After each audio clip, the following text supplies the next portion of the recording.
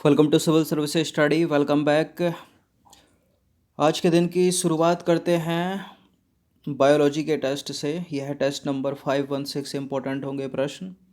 तो चलिए स्टार्ट करते हैं। डेट है आज 20 अगस्त 2020 जब ये टेस्ट रिकॉर्ड किया जा रहा है। तो क्वेश्चन नंबर 1 पर आ जाइए। निम्नलिखित में से कौन सा कथन जल संवर्धन यानी हाइड्रोपोनिक्स तकनीक को संदर्भित करता है?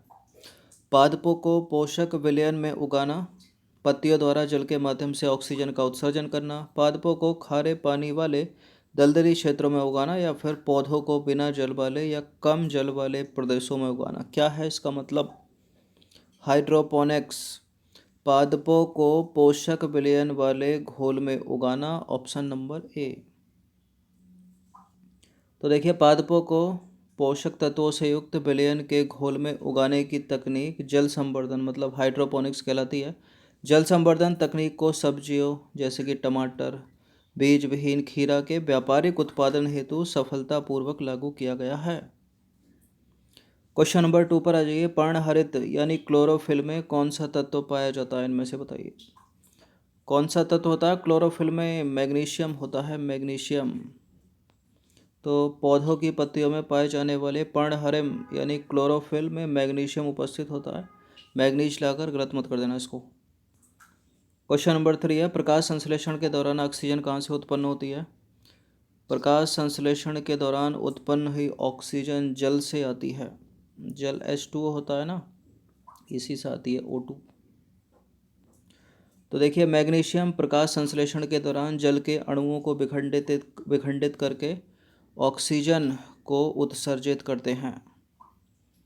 क्वेश्चन नंबर 4 पर आ जाइए। क्लोरोसिस निम्नलिखित में से किससे संबंधित बीमारी है?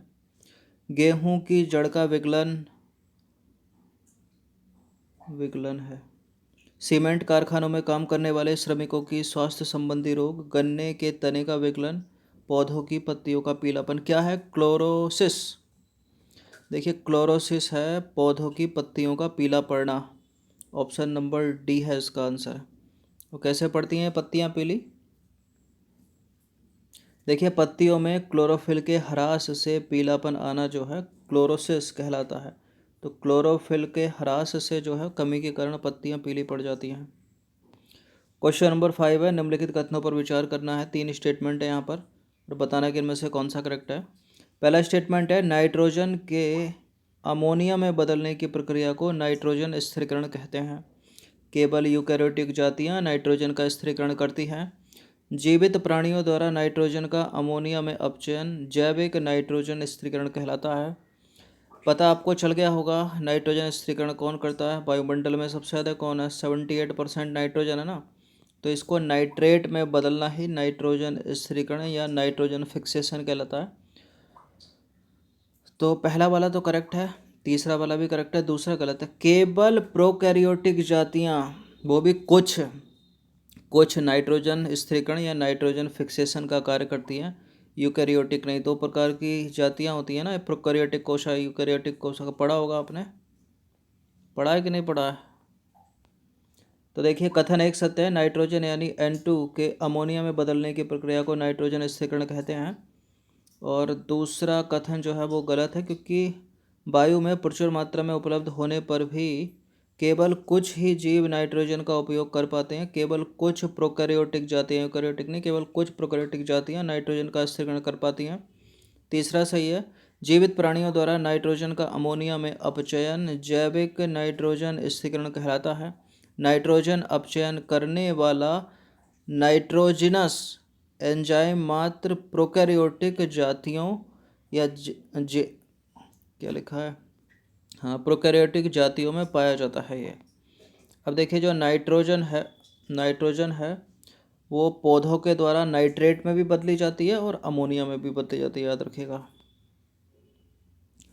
क्वेश्चन नंबर 6 पर आ जाइए। कौन से वातावरणीय नाइट्रोजन ऑक्साइड के प्रमुख स्रोत हैं? कैसे आती है वातावरण की नाइट्रोजन ऑक्साइड?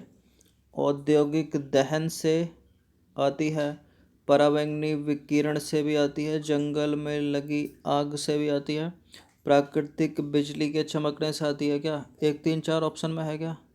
नहीं है। तो प्राकृतिक बिजली के चमकने से भी आती है। दलदली क्षेत्रों से नहीं आती है ये, तो थर्ड वाले को एलिमिनेट करके आंसर मिल जाएगा अपने को।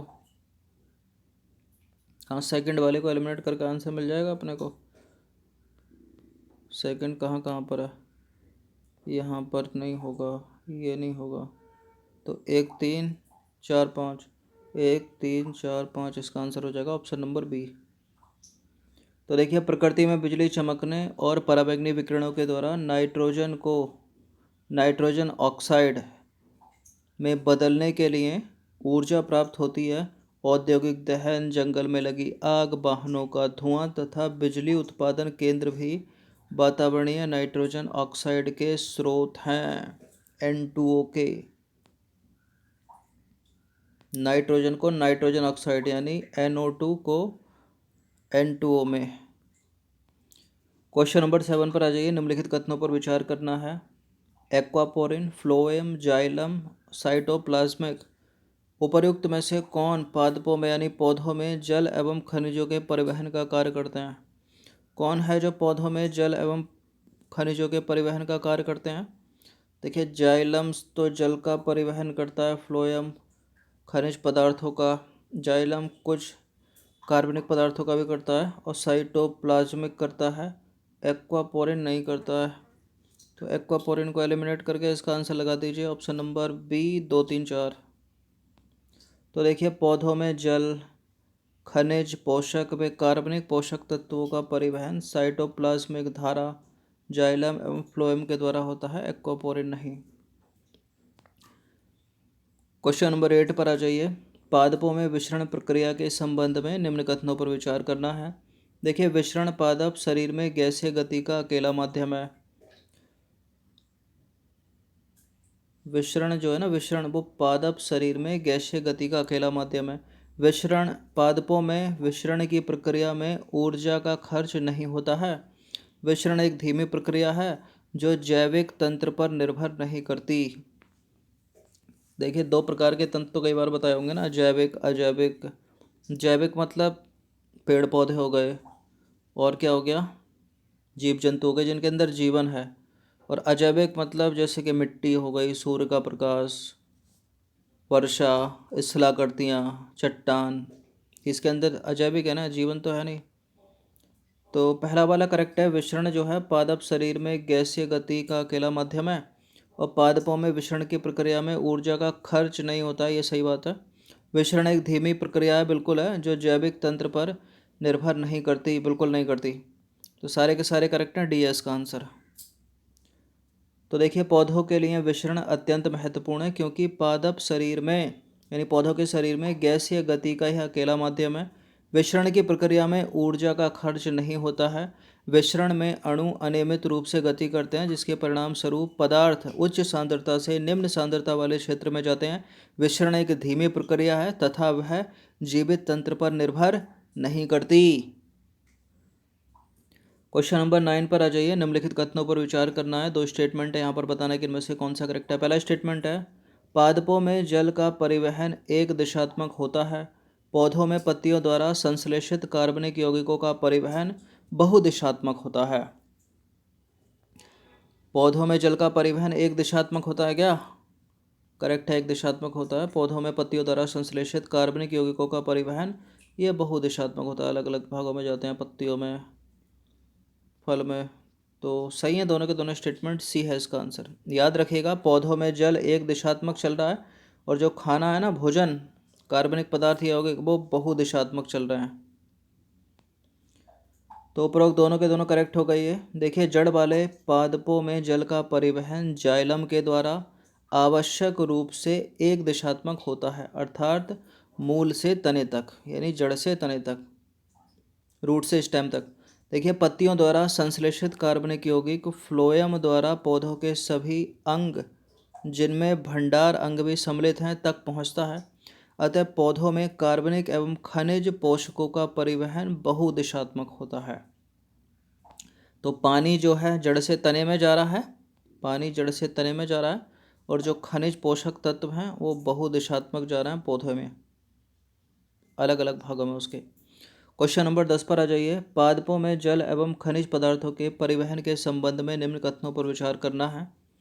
पहला स्टेटमेंट है, पादपों में जल, खनिज और भोजन का परिवहन दो बिंदुओं के बीच दाब की विभिन्नता के परिणाम स्वरूप होता है। जाइलम जो है ना, जाइलम वो पादपों की जड़ से जल एवं कुछ कार्बनिक नाइट्रोजन को पौधे के वायवीय भाग तक स्थानांतरित करता है। जो फ्लोएम है वो कार्बनिक एवं अकार्बनिक विलयनों को पत्तियों से पौधों के विभिन्न भागों में स्थानांतरित करता है। यानी जो चीज़ बहुदिशात्मक चल रही है वो फ्लोएम कर रहा है, जो चीज़ एक दिशात्मक चल रही है वो जाइलम कर रहा है। ये अलग से प्रश्न बहुत बार पूछा है। जाइलम पौधे में जल के लिए और मेनली जो फ्लोएम है वो भोजन के लिए जिम्मेदार होता है। ये चीज़ आप बुलेट पॉइंट की तरह याद रखना, याद भी होगी। तो फिलहाल तीनों के तीनों करेक्ट हैं स्टेटमेंट। इसका आंसर हो जाएगा ऑप्शन नंबर डी, उपरोक्त सभी। लेकिन जाइलम जड़ से रूट तक जल को तो लेकर जाता है, लेकिन कुछ कार्बनिक तत्वों को भी ले जाता है। और जो फ्लोएम का मेनली काम है वो कार्बनिक और अकार्बनिक विलयनों को ले जाना पत्तियों तक।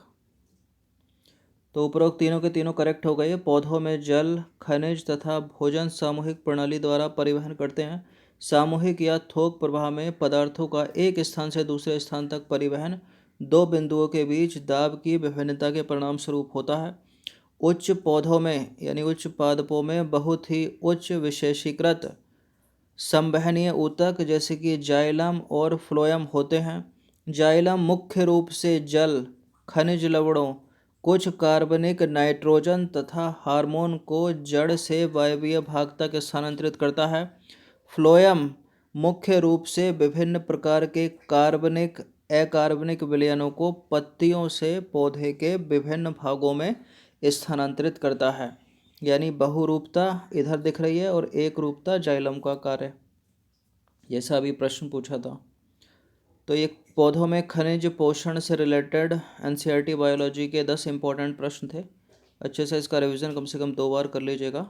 इम्पॉर्टेंट है न केवल यूपीएससी सिविल सेपा के लिए बल्कि स्टेट पीसीएस के लिए भी। धन्यवाद।